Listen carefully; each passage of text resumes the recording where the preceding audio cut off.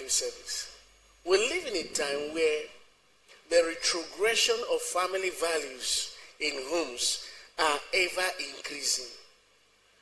What really do we think is the cause? Is it the economy? Is it the vices in the society? Parents are so busy sometimes that many children are growing up not being parented. I said to my pastors, I said we prepare for every other thing, but we rarely see people preparing to get married. Marriage preparation could be the wedding preparation. But how many books do people read before getting married? Who taught people about getting married? What classes did we go through before getting married? What are the challenges of marriage that we were told about? And how do we overcome these challenges? We want to get married, but someone who is a believer doesn't even know that the call comes first before the marriage. So I'm called to be a pastor. And I'm looking at a lady who is thinking about how she can be a model. She's not thinking about ministry. And I'm liking her. And I'm after her. And I know that I'm a missionary. So we get married and she's thinking differently. And I'm thinking differently. There's nothing wrong with being a model. But we should look at people that have a calling with us. Or people whose life or pattern can be able to fuse into our call before we say, will you marry me? The kneeling down is not going to give anybody a call. Kneeling down to engage the woman will not give the woman a call. Everybody won't fit into your life. Not kneeling down won't give you a call. So find your call before you find your wife. Find your call before you find your husband. It helps a lot. It does so much for all of us. One of the things that helped me to be able to live with Pastor Vivian is because I was Pastor Sam before she came into my life. There would have been a very tedious mountain to climb. If after we got married, that was when I found my call.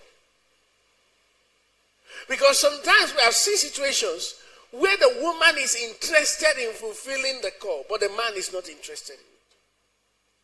So we see a divided home.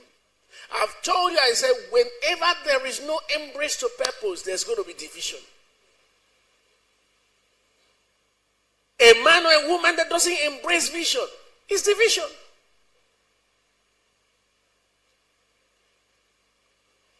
We don't love the way the unbelievers love because we don't live the way they live. From God's viewpoint, marriage is an institution to help fulfill call. Maybe you've never heard of it before. God's point of view, God's perspective, marriage is an institution to help fulfill the purpose for which we came into this world. Oh, you say, so is it only the man that have the call? Can the woman have the call? Yes, the woman can have a call. The man, but find a man whose call blends with your call. I had a daughter in the Lord that was talking with me, and I was talking with her. She stays outside the country. And she told me, say, my passion is this and this. So any man that I would get married to, he said, I'm not in haste to get married because of my passion and my call. He said, anybody that will come into my life will be somebody that will love this. And she said to me, he said, I know, because God is the one that sent me to do this. Somebody like that is somewhere coming for me. And she's married today. And I tell you, she got married to someone who wants to push her be what she was born to be.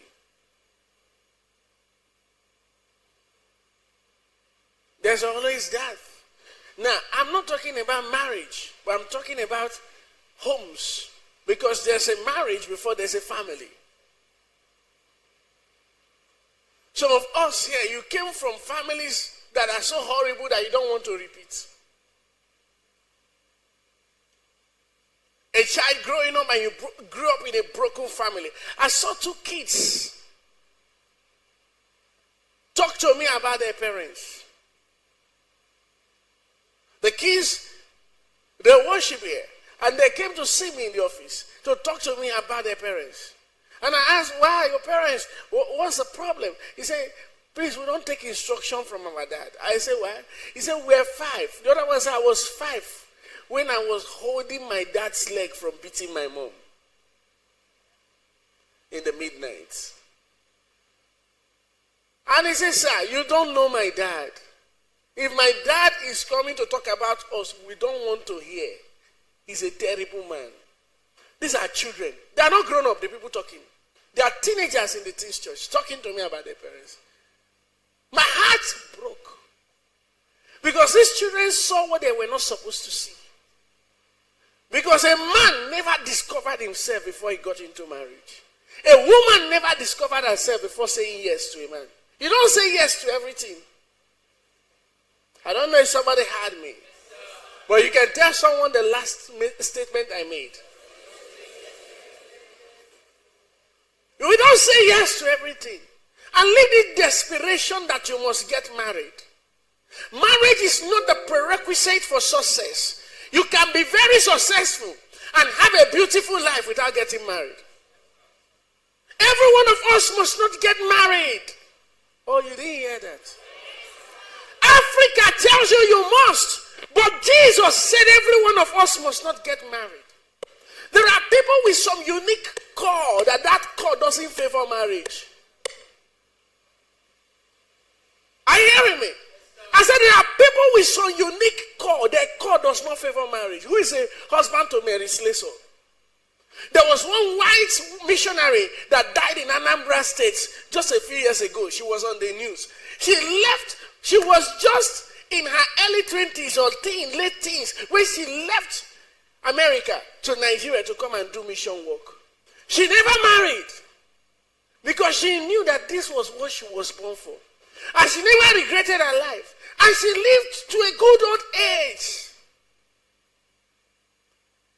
And left a whole lot of impact in Africa. She lived in Anambra State here. I saw it on the news. Some of you may have seen it when it happened. She was everywhere on the news that this woman had a life well spent in Africa. What about the other man? Is he in East Africa? The Reverend Father from Germany that lived in East Africa for years, fulfilled his call, and at old age of over 80 was returning back to his country. He said he has finished what he came to do. But what version do we have here? A lady gets to a certain age, even if he has to live with a goat, he doesn't mind. But it's just to get married. Because we have to go to the roots. This wrong, I do, that you guys are doing. That is where the problem of this broken home started from. A monster cannot produce a godly man.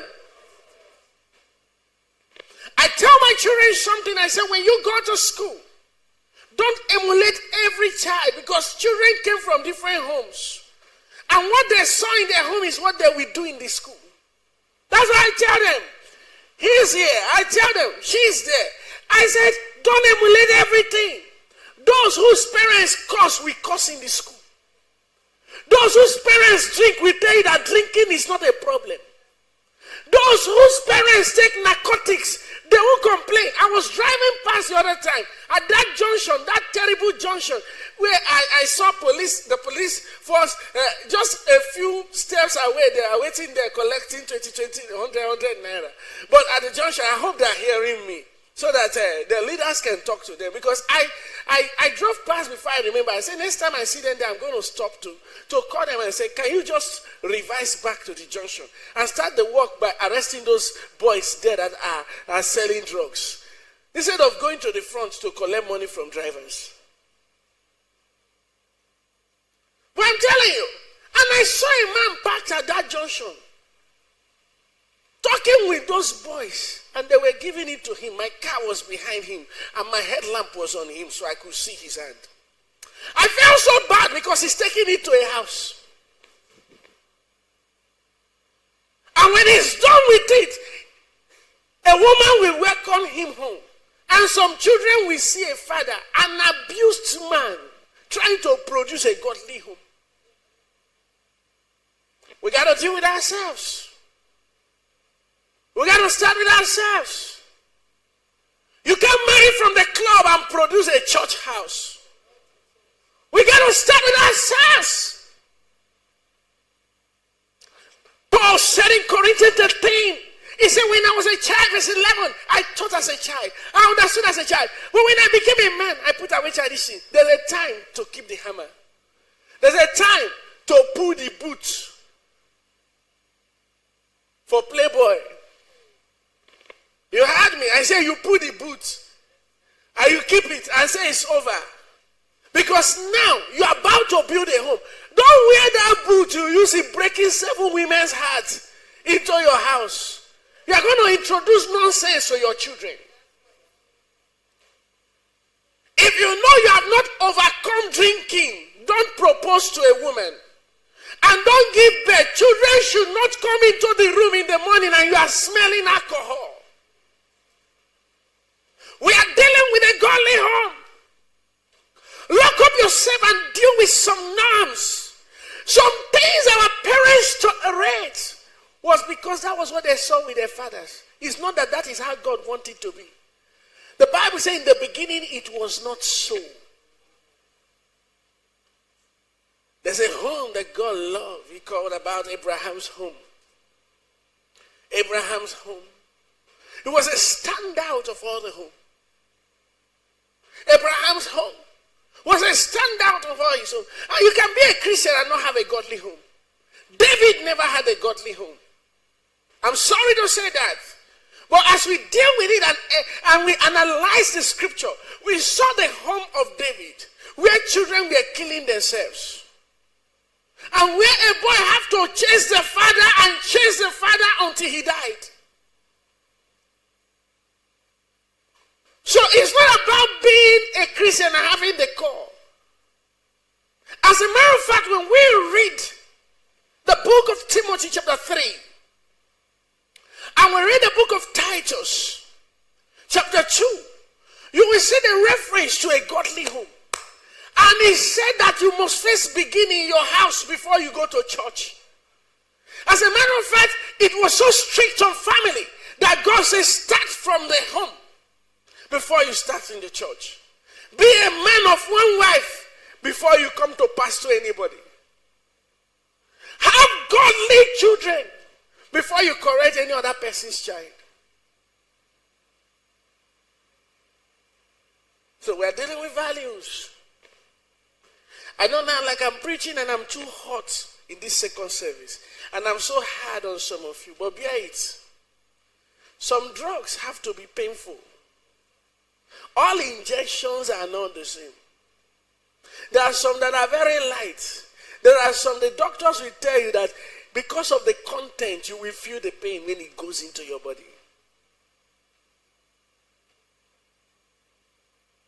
Praise the Lord. Why should a married man be coming home by 2 a.m.? Why should a married man hang out with friends till 11 p.m.?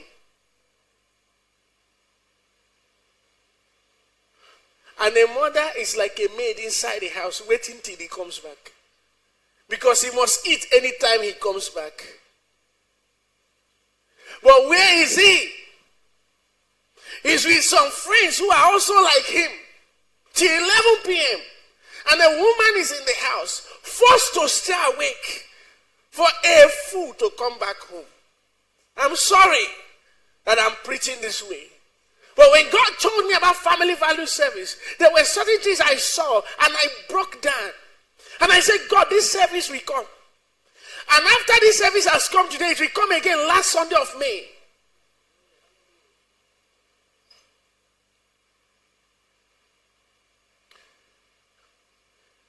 There's nothing as painful to the conscience as when a man is wicked to his house. I don't know how men survive it. You are wicked to your house. So we spend so much in the beer parlor. But I'm telling you, they can't spend more than 5,000 for food in the house. What made some women bad cook is because of some men who doesn't bring out money. I said, you can never be a good cook with 2,000 naira food. I'm angry and I'm preaching. Next Sunday, I will preach smiling.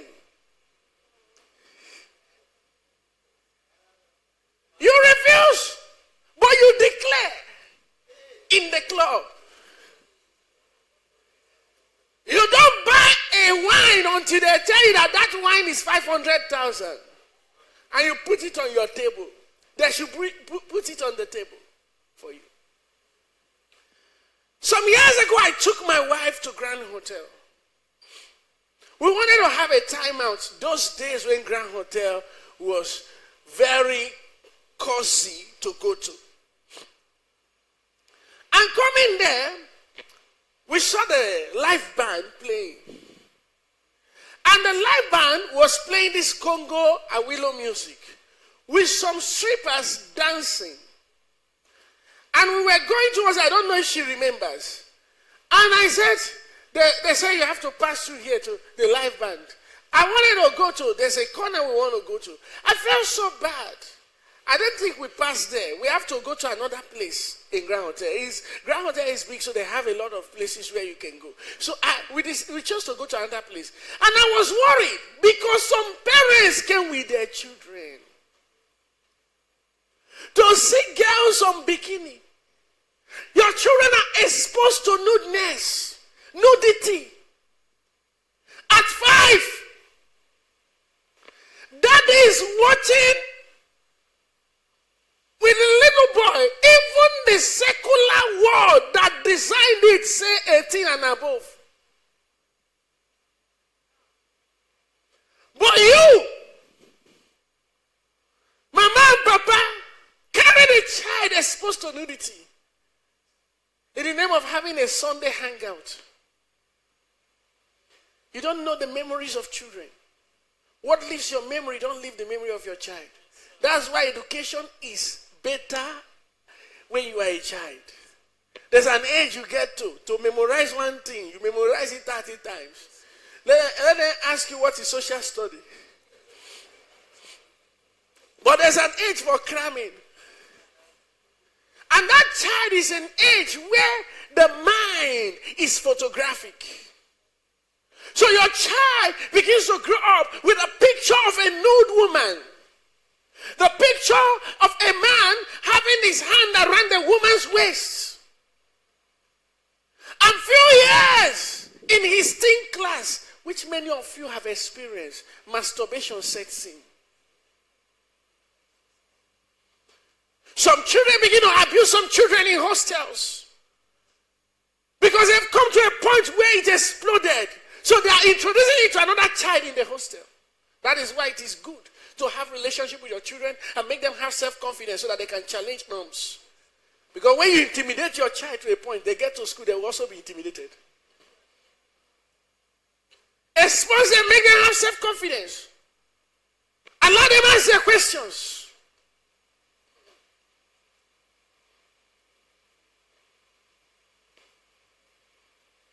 Because they are going to meet it. The school is not as safe as you think. The school is wild. I mean, the best schools are the most terrible schools. You don't know what I'm talking about. Any school you say is very expensive and is best is most terrible. Because very wealthy families are the biggest victims of ungodly family. Ungodliness is most found in wealthy family. Papa don't travel. Mama don't travel. There's a question that we have. If we have time, we'll deal with it in May. If we don't have time in April, in May, we'll deal with it. The challenges of single parenting. And I told them while we were preparing for the service, I said single parenting is not only for people who had children and then they don't have a husband. I said many parents in today's economy are single parents. I said because the father is doing a job that he's not available. because it's not available, the children don't see father. Mother is doing father and mother work. And the way it was designed was not so. So, we are not able to go back to the default setting. It's a formation that was created by the economy in the home. And the mother cannot really do a father's work the way she should do it. Sometimes the mother is also in a situation where the father is not sending money at all. So the mother has to do father and mother. You know what I mean by father? So he has to walk like a man and be in the life of the children like a woman. So there's a vacuum created with the time that the children will spend with a woman.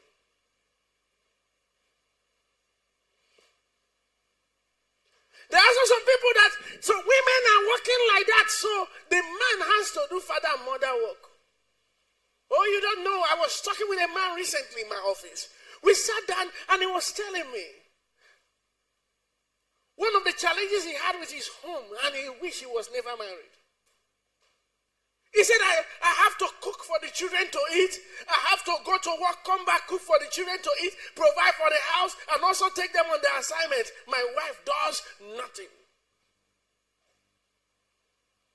So single parenting is not from one side only. And most often,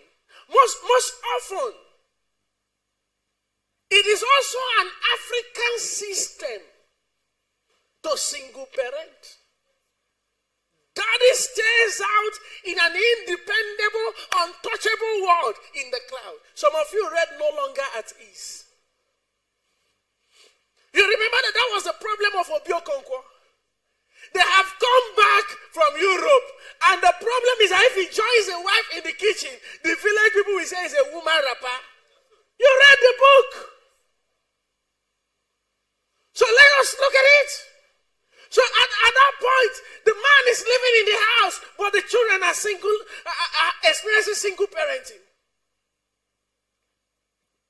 All the man does is put money on the table, watch TV. Never a time with the children. Not even money devotion with them. Not even going to church with them. So the male child is growing up in the house and gets to a point where he is unaccountable. Because daddy was unaccountable. So male child thinks that it is part of the male ego to get to an age where you listen to nobody.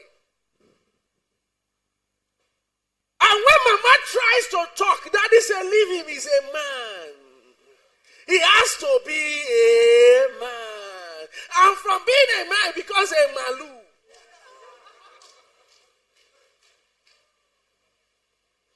So when we're dealing with godly family, these are things we're looking at. We live in a trying time. So when you think you are just a single mother, I mean you are blessed, oh, there are many married people that are single mothers. Theirs are more shameful, they can't tell you what they experience. I've seen broken homes that are traceable to single parenting. When father is never in the house, and there's no sense of fear in the neighborhood for that house. Because in the neighborhood, everybody knows that house is a house anybody can get in and get out. Do you know that there's something called the glory of a man? And there's also something that your children enjoy the most when they learn from you. I can't remember the last time I have to do an assignment until I was coming back from one of those long days of program. And my wife has gone to Abuja. And my son came to meet me and said he's writing Igbo. And he said, I'm going to take him on Igbo. My God. Then I came back and then he's waiting for me and brought the Igbo textbook. Igbo comprehension, so that we can read and answer. But do you know one thing? For me, Even with the stress, I was stressed up, wishing to rest, but there was a joy for the bond that we are reading it together. And when he came back from school, I asked him, did it come out? He said, yes, it came out.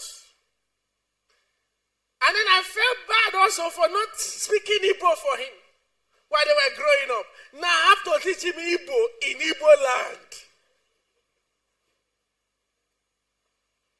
But these are things where we all got it wrong. And we shouldn't continue to get it wrong.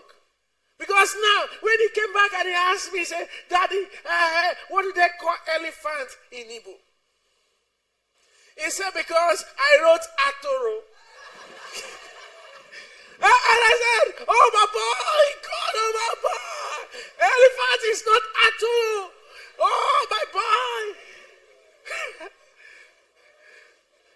Now, but who caused it? But we enjoyed the time together. And I have to answer him, I said, that's Enyi. That's not Atulu. And we took the class together. But now, these are things we're talking about. How many homes can the child even talk like that? We're all busy. Oh. Don't say you're very busy. Oh. Until it goes wrong. You'll be busy. Oh. To repair is harder than to train. You have to know. Don't say, I'm very busy, Pastor. You'll be busy. Oh. Do you not know that I have studied some people who have to lose some of their jobs because they are beginning to have children? I read about some people. They said when they said they're having children, they knew they were making so amount of money, but they have to cut down on this job time because they want to raise their children. And I said, wow. So people can cut down on their job time to raise their children. I said, how many of us here in Africa will agree to do it? Where money is priced more than the children. The value for the children is so low, and the value for money is so high. Let us deal with divine order of a godly home. How does God even want the house to be? Because we have seen situations where somebody say, I'm a man of this, I'm the man of the house. Nobody's going to church this next month.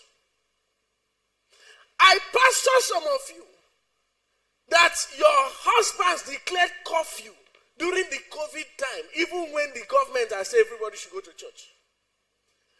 Some of you fathers are hearing me. You are here. You did it. You gave your household 2 months break. You said, no.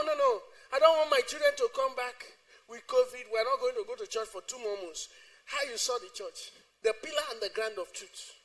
Your children never went to church. Some of you came alone and left your children. Or you think I forgot the pictures? I remember your papa. I remember how you came. Now you came alone. You left the children at home. You feel all of us are plagued. That if you bring your child close to us, they will contact COVID. So you kept the child at home. But the child went to school, but he didn't go to church. You should be clapping for yourself. The whole disjointed parenthood comes because first, we did not recognize the divine order. The rightful order of family is God first. The headship of every home should never be compromised, should never be jeopardized, should never be questioned. It is not a matter of argument who heads the home. God is the head of every home. The Bible says in Psalm 127 verse 1, except the Lord build a house. So if you must build a home, first know that the G factor is important in every godly home. He is the head. The headship of your house is not possible if you are a man that places God in the house. God is a true and the absolute head. And right after that, we cannot deal with the man. As far as the Bible is concerned, The man or the father is the delegated head, divinely ordained as a spiritual head of the household, and must remain submissive to God. If you hear me, I said delegated head. So who made him head? It means somebody made him head. He didn't become head by himself. Somebody made him head. Who made him head? God made him head. That is what it means to be delegated. You were delegated to head. So, in as much as you are delegated to head, there is a head over you. And the head over you is who delegated you. So don't act as though you are independent. You are interdependent. Not as free as you think you are. As a matter of fact, you are bound to the ruling system of the institution that delegated you. So it means you don't do something the way you want it. You should find out, how do the institution that delegated me want it to be done? To go against that institution is to rebel. So our submission must be very clear.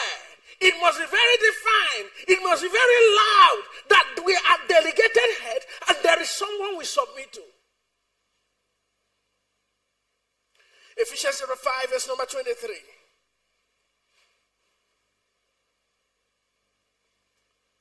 This submission to the headship of God, Ephesians 5:23, does not in any way put the family into slavery, but positions a man with responsibilities. For the husband is the head of the wife, even as Christ is the head of the church, and he is the savior of the body. I have a cousin from my mother's side that was talking to me about their life in the Netherlands, and say all these things about you guys, father being like this is here in Nigeria. He said in the Netherlands, we have to plan it. If I cook today, my husband will cook tomorrow. If you do this, you have to do like that. It's not in the Netherlands. It is, listen, in the world. There is a secular way of running family, but there is a divine order for running family. I have no problem with the man cooking. I have no problem with the man doing some chores in the house. But I want us to understand that who you submit to determines the template you work with. Your house template comes from the institution you are submitting to. You cannot be asking me, if I am in an institution that does not do French as a course, if French is part of my course. So my template comes from where I submit to. So I look at it and I said, it's not like that. He doesn't decide, we have to discuss it. And if I'm not okay with it, they can't do it. She knows that is how marriage is done here in the Netherlands. No, it is not how marriage is done in the Netherlands. It's not how marriage is done in the United Kingdom. It's how marriage is done in Christendom. Christianity is a kingdom. Oh God, oh God, oh God. He was talking about the kingdom of God. And he talked about, he said, we're translated into the kingdom. He said, man sent forth his son to go and receive a kingdom. It's a kingdom. We are in a kingdom. It's a kingdom system. So it has its governing constitution. We don't say this is how our family does it. So even your village way does not govern your marriage. In our village, before I forgive you, you have to bring 1 white goat, 2 white pigeon. Bring 2 elephant eggs before I forgive you. How many did you bring before Jesus forgave you? You have to understand the institution you belong to.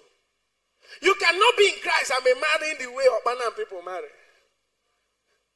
You are not getting this whole thing clear. There is a Christian marriage. It's not white marriage. It's Christian marriage. The problem we have is that we don't understand our Christ is. In Ephesians chapter 4 verse number 20, the Bible says you have not so learned Christ. Ephesians 4 verse 20. He said you have not so learned Christ, meaning there is a delegated system. What are the responsibilities of father. I have to run through it so quickly. Looking at my time, I just wish I could just preach without stopping for 6 hours. And I'll be happy.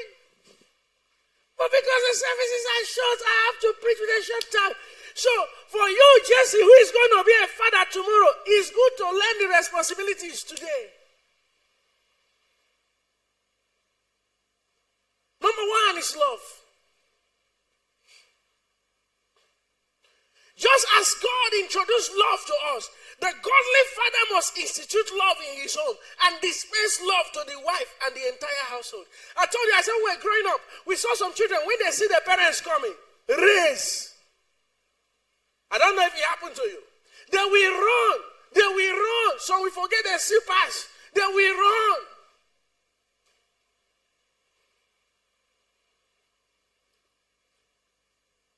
Some fathers are very lonely because they have so destroyed the love.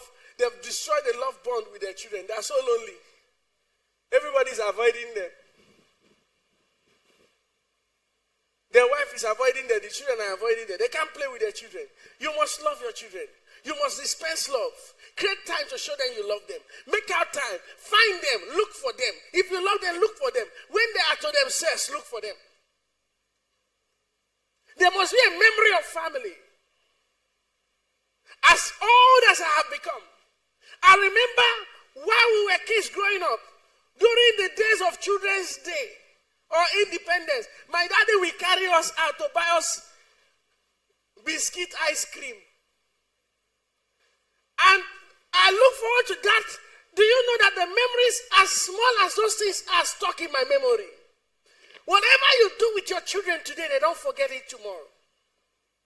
It's stuck in my memory. That my daddy will take us, and then we'll see these people that drive bicycle with biscuit ice cream. And we'll buy the cup, one cup, all of us will carry it, and we'll be licking it. We went to Children's Day to go and watch matching, and we are back. He didn't spend so much on us, but he left us with memory. You don't spend so much to love, but you create memories with those you love. Create memories. When the child grows, because when you didn't raise your children with love, they can't be able to share love with others. It's what you dispense that your home can dispense. When we have hostile society, it's because homes are not raised with love. People are so selfish. It's business everywhere that even friends betray friends. Brothers betray brothers. Whenever money comes in, brothers betray brothers. Have you done business with your own church member who is a Christian like you and he's selling something to you on commission? Hey, you didn't hear me. A Christian brother like you is increasing agent's fee of a land you want to buy. You are his brother. You are his brother. It was not so before. When people are from the same church, the way you treat them are different before. The way it is now is different. What happens?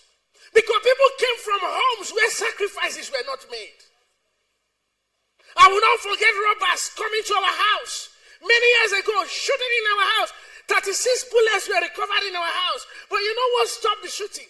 As they kept on shooting, my dad got up and opened the door for them. And they came in.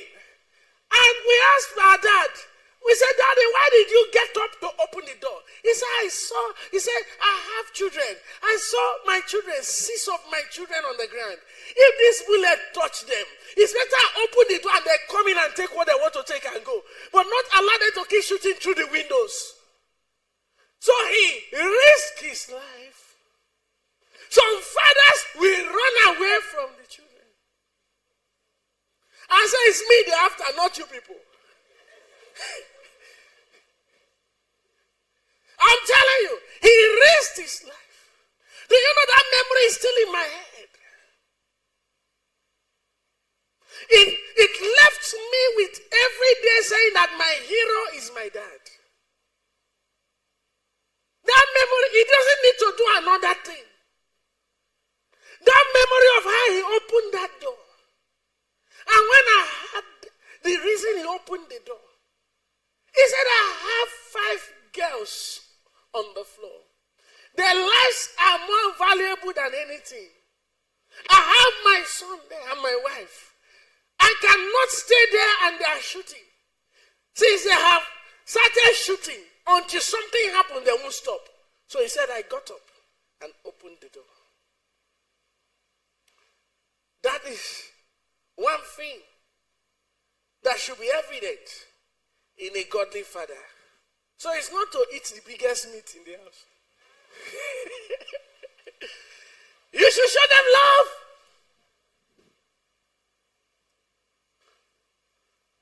Not mere respect, but love. In Corinthians 13, there's a list of the virtues of love.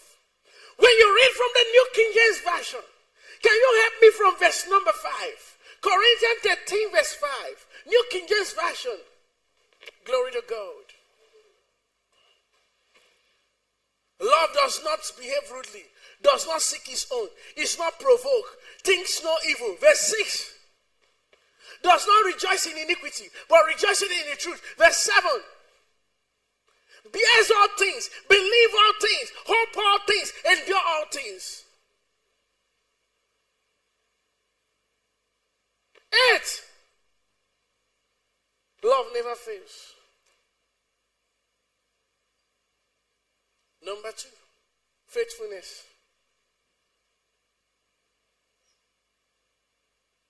And let me deal with this faithfulness. The Bible says God is faithful, by whom we are called. Faithfulness. Faithfulness.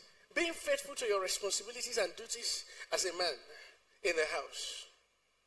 There are men in the house. They wake up in the morning. They are not thinking of what the children will eat. They are not thinking of what their wife will eat. They believe somebody else should think for them. They are waiting for the woman to make suggestion. So your wife has become the man in the house when it comes to providing for the house. But when it comes to instructing the house and making decisions, you become the man. Faithfulness. Faithfulness. Faithfulness. Be faithful to your responsibility as a man. I come back to that. Another arm of faithfulness is be faithful to your household.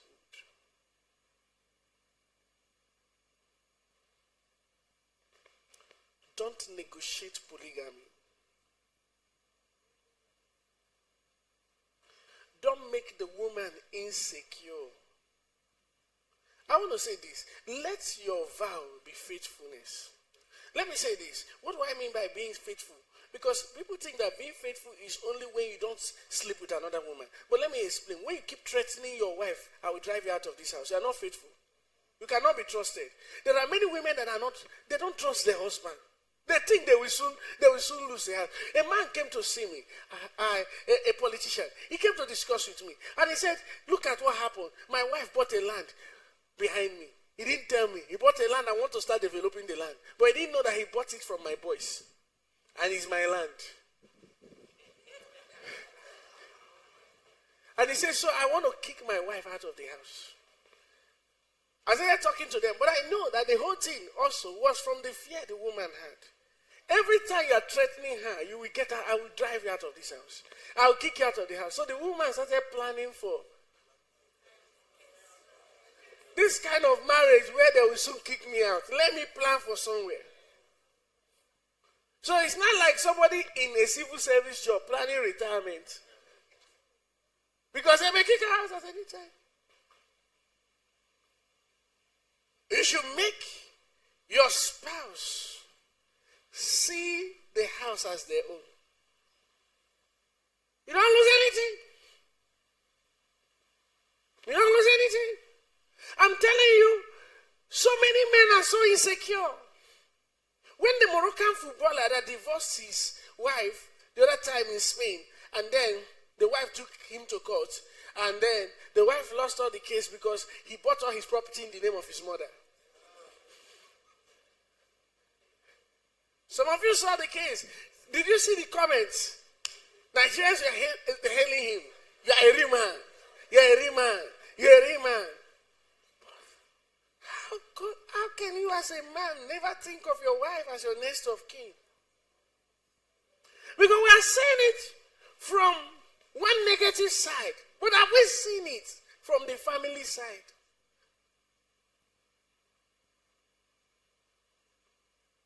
Do you know that if you have a wicked brother and anything happen to you, you can claim it from your mother? And your children will suffer for everything you taught you about. It's lack of faithfulness. That is why you couldn't secure your property with your wife. I have a man I pastored in this church, or he pastored me, I don't know. Because while I pastored him, he had his own plan. He's late now. This man was an elder in this church.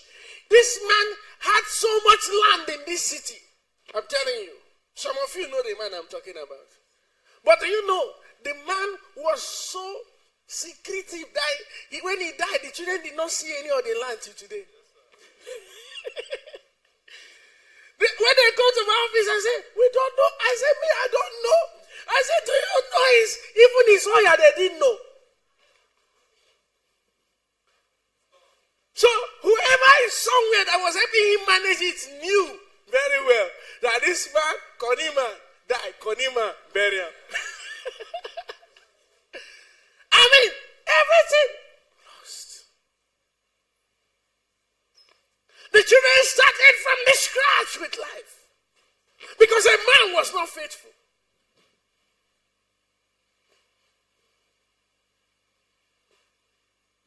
You buy a vehicle for your wife. You are afraid to put the name of your wife on the car.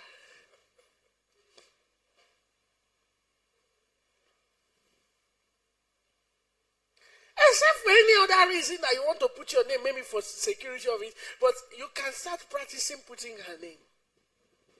It's her car. Even the phone you bought for her, when there's a little quarter, you say, bring the phone. Bring the phone. I was the one that bought the phone. You took the iPhone. So your wife has to have a plan B, a retirement phone, if there's problem in the house. So she will take her SIM card and put in the torchlight. I said, now I'm quarreling with my husband, so he has taken the phone. You don't know some men are doing it. I have pastored people. When I hear things that people do, I used to wonder how they sleep and wake up. With this kind of heart. You don't know why I stopped counseling. When you do counseling, you will hear things, you will be wondering, wow, Jesus. The man you think is normal, it's not normal. I mean, even to phone. You collect the phone. Head of the house. On a head of fish. Which of them are you? You collect the phone. You collect the car and say, for now you're going to trek. That's the punishment. And children are watching. You think, you don't understand that when we're in school, we're taught about a rule of learning developed by Chomsky. And he said that children learn more exponentially. They learn more by what they see happen around the environment than what you teach them. So what they see, how they see you treat your wife, they're learning how they will treat their wife. There are children, there are some of you adults, if not that God delivered you, you can't talk without your hand moving. Is that your father's hand moves? So why you are talking to your wife? So your wife is like this. Because that's how your father's hand also moves. Now you have inherited his right hand. And that's how your hand moves. We're going to fix it. I said we're going to fix it. It's not how God wanted it to be. Because there are kids who are going to... See, for us to have a godly society, we must have a godly home. And never think that if you see this disjoint parenting in the house, that is how parenting should be. Your wife is supposed to be your best friend. What did I say? And your children are supposed to be your best friends. So if they ask your children, who are your best friends? They will say, my daddy and my mommy. Oh. The fact that your child is not calling your name among his first 3 best friends, trouble there. You are losing them, you don't know. Remember that they came and they will go. Once they are done with school, they will go. They will pay you back with how they relate with you the moment they go. There are children, some of you know they go see your papa. Not only your mama, they call. You know why? It was how he treated you. Let's get it. There's a payback. Fathers, get it. There's a payback. Oh. There's a payback. To avoid retribution. To avoid retribution. Play with your children. Or they will not come back to play with you when you get old. Remember, you are busy now. There's a time they will be busy. You are very busy. You are very busy. They will be busy. Oh.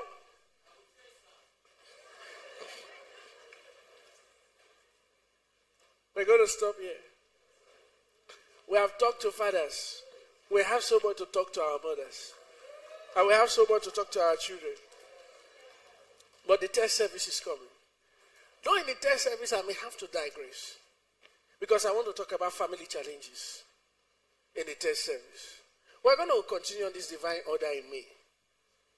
But we're going to talk about family challenges because we have so much to discuss. The truth is, how do we deal with some of these challenges? Because the economy is not helping our homes. That's why in the test service you need to hear me. I mean, there's fire on the mountain, every mountain. Every mountain is on fire now. House rent is going up. I hear now that for you to get a very good 3-bedroom apartment in Asaba, you have to hold 1.5 million to 2 million. 2.5 million. Oh yeah now. Oh yeah now. A friend of mine told me he was living his duplex because the landlord increased the money. I asked him how much. He called me. I said, please don't let your landlord know the real amount. Just stay there. If your landlord know the real amount. I said, you are in trouble. Stay there. It's very okay. Oh. So I know. I understand. You really want to get it right, but you need to hustle. That's why we're going to talk in the third service. Third service, we will talk. This second service, I taught. Third service, we will talk. And when we talk, we will all learn. Because even as I'm teaching, I'm learning. Can we bow our heads and trust that you've been blessed by this broadcast? Usher with us at Salvation Gospel Mission International Headquarters, number 30 Ways Up Street off Naval Road, Asaba Delta State, Nigeria.